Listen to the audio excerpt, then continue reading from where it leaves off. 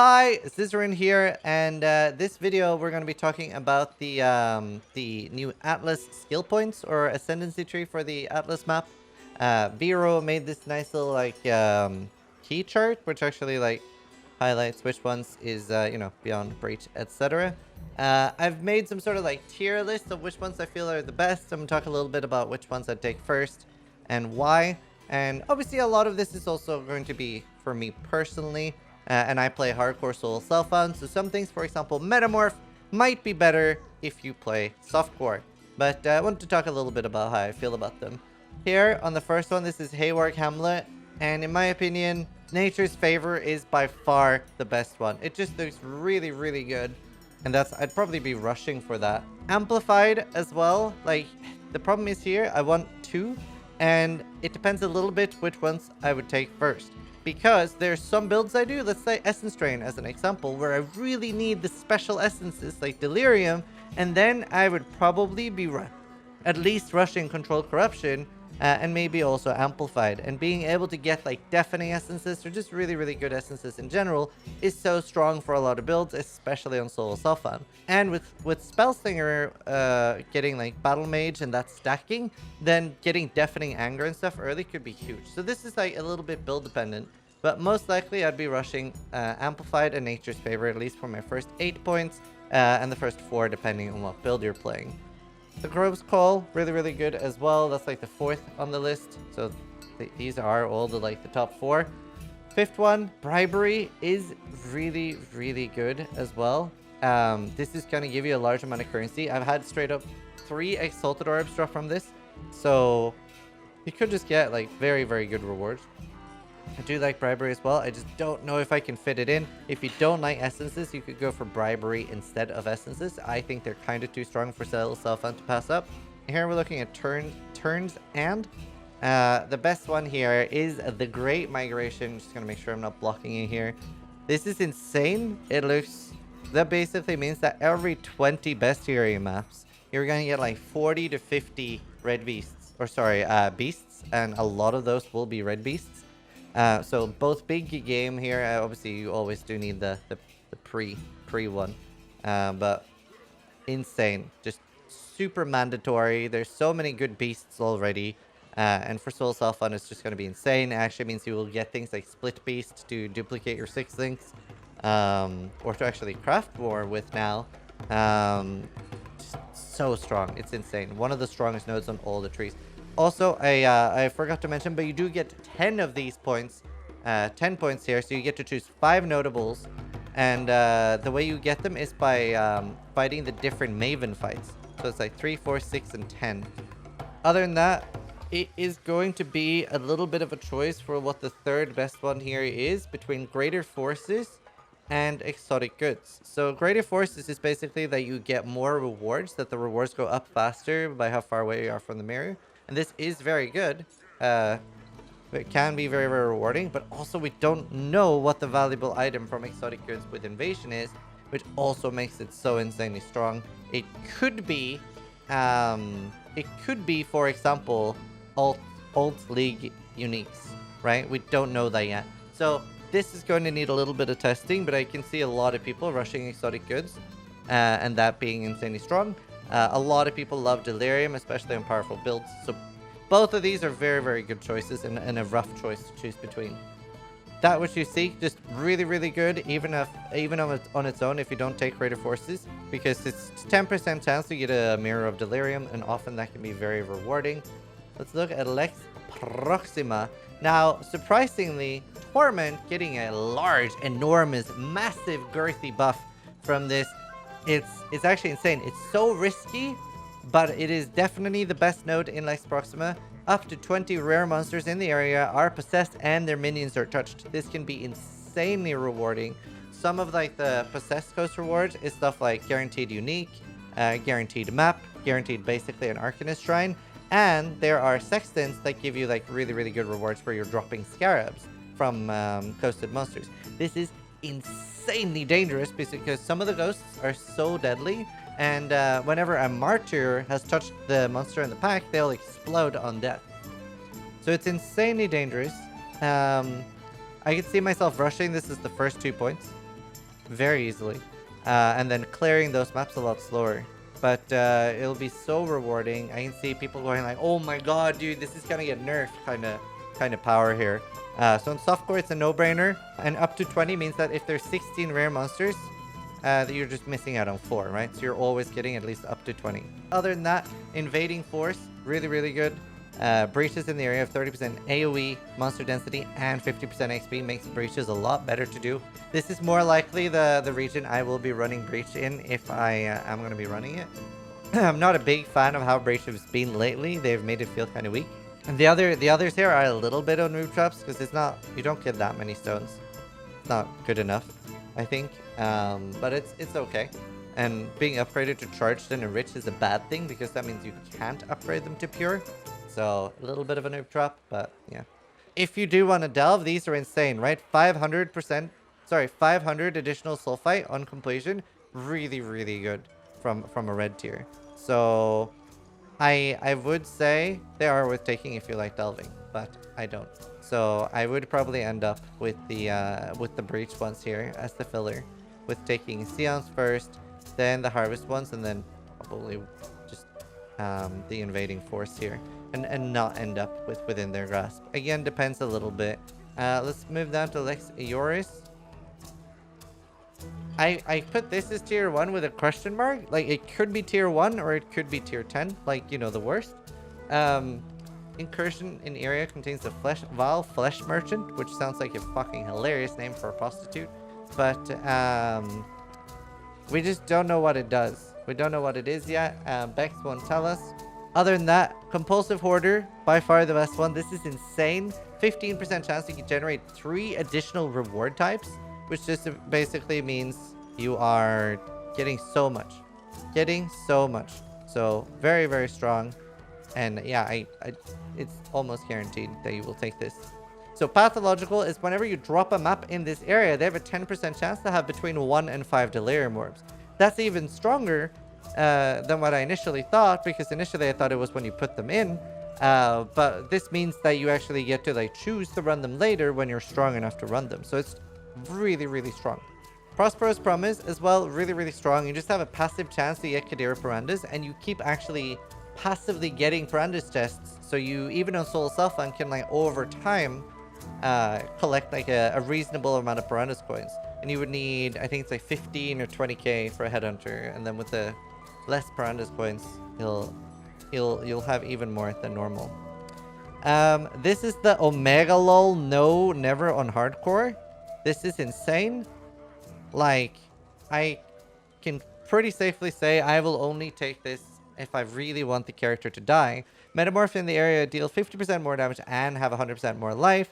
That means that they're more dangerous than any boss in the game, and you're most likely going to just be dying. And here, Escaped Experiment means that they're walking around without you even getting to select them. So this could have been pre-selected with all the most dangerous mobs, and there's just some like fucked up, like walking death stumbling around your map, and then you just suddenly die. Maybe just flicker strikes on top of you and it's like, oh, okay, cool, I'm dead. Awesome. So this is very softcore. It's just walking, wide people happy. Death. It's just death walking around. The incursion ones, there are other regions that are way better for incursion, so I doubt that I'll ever be doing incursion missions in this unless the Vile Oligarch is insane. However, I do hope that this node gets buffed before release, because I think it should be 2 or 3 rare incursion items, and then it is an actual hard choice. There's so many good rare items, and having a way to reliably farm those would be insanely strong. But most likely, I'll be taking the 2 Delirium ones here, potentially Vile Oligarchs, and the 2 Pirandas ones. Then it depends between Vile Oligarchs and the just more Alva missions. That's most likely what I'll be doing with my 10 points here. Let's move down and look at Glenna Cairns. Torn Veil is by far the best one here. You might not be rushing it, however, because obviously Beyond is very dangerous. But this is going to be some of the stuff that is making players open streams and go like, well, wow, we're playing different games. Holy fuck, there's just monsters everywhere. Beyond basically spawns monsters and gets like really affected by increased sextants and scarabs and more density. And the fact that These small ones, we haven't really talked about them yet because we don't fully know, but what the small ones do is generally just a increased chance to spawn the League mechanic. However, here, and most likely what I'd be rushing, it depends a little bit, but let's talk about this region because there's so much good choice. The incursion ones are insane in this region. Just as a quick TLDR without explaining why, because it'll take a while, but the resident is the one in the bottom left, and the non-resident is the one in the top right. That means that if you're upgrading the room you're in, it's a 50% chance to upgrade twice, and if you're switching to a new room, it's guaranteed to upgrade twice. So you would get like instantly the level 2 room. That's how it works. I know a lot of people are confused about this. Cultural advancement as well is insane. Incursion monsters in these areas are at least magic. So most likely what you're doing is you're having these 3 and these 2 for your 10 points because you're just gonna you're always running incursion when you're running beyond. So you're running this as the map device one, and then as the active quest chain, or the map helper, Alva. So that's most likely the 5 points. Now that being said, and you especially will end up with those as your final 10 points, there are definitely, first of all, the Legion here aren't bad. They're just slightly better in other areas.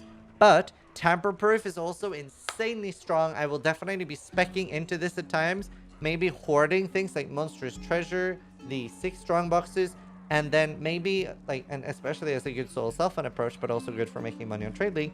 Say I have like 3 or 4 Monstrous Treasure, 5 or 6, like 6 Strongbox Prophecy, and some Scarabs saved up. Then I'll like spec into this, run a lot of them, and then I'll get so many 6-lings. Which I'll be vendoring for Divine Orbs. So whenever I need Divine Orbs, this is a very, very reliable way of getting that. Twice Tempted, it's whatever. I don't care that much. It's okay. And the Legion ones, while there are better Legions in other regions, kind of catchy. This is still pretty good because you get so many more Generals, and they do have a pretty decent chance to drop the Legion Uniques. And here, we're looking at New Vestier. Here is where the really, really good Legion node is. Emblematic. Timeless Splinters dropped by Legion monsters in area have a 1% chance to drop as Timeless Emblems instead. And what this also means, you can get very, very lucky. On your first Legion, there is a scenario where you literally, like, in your first 5 maps, you realize that your name has been changed to Steel Mage League Start character.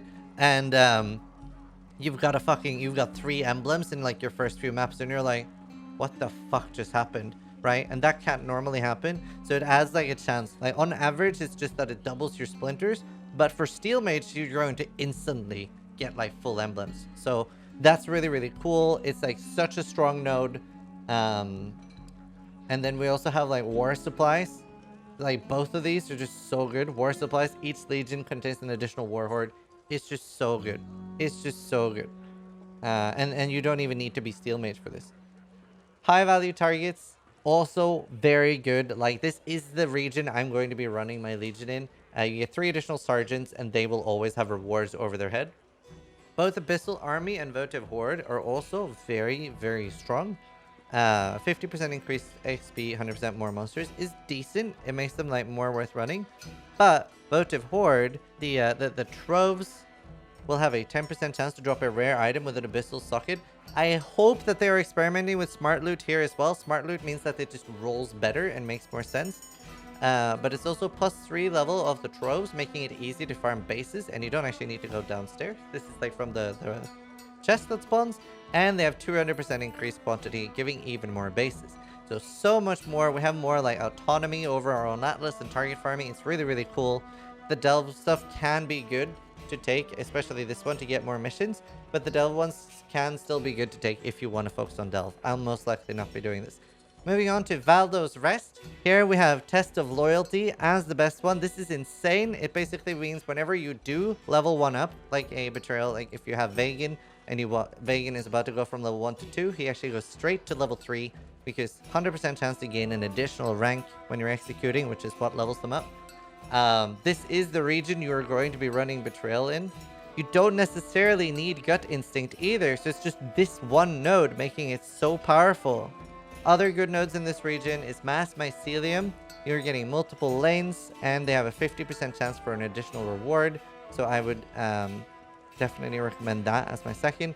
Obviously, you do need to take Outbreak before you get to Mass Mycelium. High Yield, this is actually something, like, if I'm going to be doing Metamorph actively, I would then be taking Intrinsic Darkness and High Yield. This isn't, like, adding difficulty to them, and just giving you more of, like, the green sample things, and they're easier to get the green sample things, so you can do them even less dangerously. Makes Metamorph, like, fairly decent to do. The Repeated Experiment, I'm guessing that you will not be able to use the same ones twice, so it makes it pretty bad. Lyra Arthane, this is the last one, and also really, really insane. Here we have Inside Job with the insane line. Blueprints that drop in these areas have a 10% chance to be fully revealed. So this can, like, often save you like 15, 30. I don't know what the max amount of coins it can save you, but the fact that it's fully revealed is just so juicy. It's really, really nice. That must be like 30, 40,000 coins it can save sometimes. And it's 100% chance increase drop of blueprints too. So it's so nice. So nice. And obviously Heist is still going to be probably too rewarding.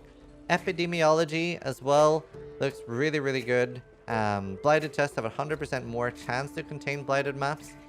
And the blighted maps found in areas are anointed. So sometimes that'll mean you'll get, for example, lucky chests with the crimson or red vials for free.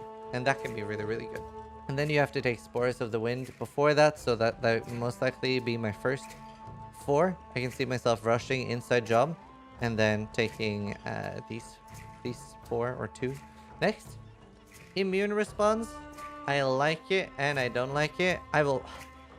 It depends, like, obviously you would need a really, really good build to be able to handle blight monsters in areas spawning 100% faster. It does not affect maps. It only affects, like, it doesn't affect blight maps. It only affects the blight in a normal map. And you'd still have to have a fairly solid build for that. It does sound really nice because I don't need to sit around when I'm on a good, strong build and wait, like, spawn camping monsters as they're coming out of my portal. Like, that sounds really good. However, taking Animal Companion is most likely what I'm going to do just to get more Einar missions. We saw Einar being really, really strong to run on another region, and this is a good way for me to, like, stack up more Einar missions. So most likely taking these two, and then Animal Companion. So that's generally my thoughts on these. Might change a little bit, and obviously you can, like, come and watch live on my stream how I'm doing all of this, because I'll be going very, very hard on League Start. So, Vero forced me to do this. I didn't want to make a tier list like this because, in my opinion, most of the regions are really strong in their own way. And 90% are going to disagree with tier lists made by other people. This is, like, especially for the way I'm playing with Hardcore Solo Self-Found, I put Glennick Cairns. Glennick Cairns is by far the best region. Like, 99% of the player base, everybody will say Glennick Cairns is the best region. It's got the both the Beyond and the Incursion stuff that actually is such a good combo, and you're going to be running most of your in-game maps there. That's a clear choice for everybody. Turn's End, I put it on S tier. Just, like, the Einar stuff is so fucking good. Really, really good. Hayward Hamlet is the strongest region for running Harvest. However, we don't know how good Harvest is after all the changes. We don't know if they've kept annulments and assaults. So it'll hopefully be strong. And then the other ones are B tier and C tier. But, like, for example, like Lex Proxima and stuff has, like, the really good goals. If there's so much strong stuff, there's at least something good on every region. So honestly, in my heart, they are all S tier. There really is something good on every region. There really is. But either way, I hope this video helps you guys. Hope you guys have an amazing start. We'll be pumping out a load of League starters coming out here soon. If you're new to the game, we have loads of Path of Exile University stuff. Thanks for watching. Good luck in 3.13. And try to die less than I do.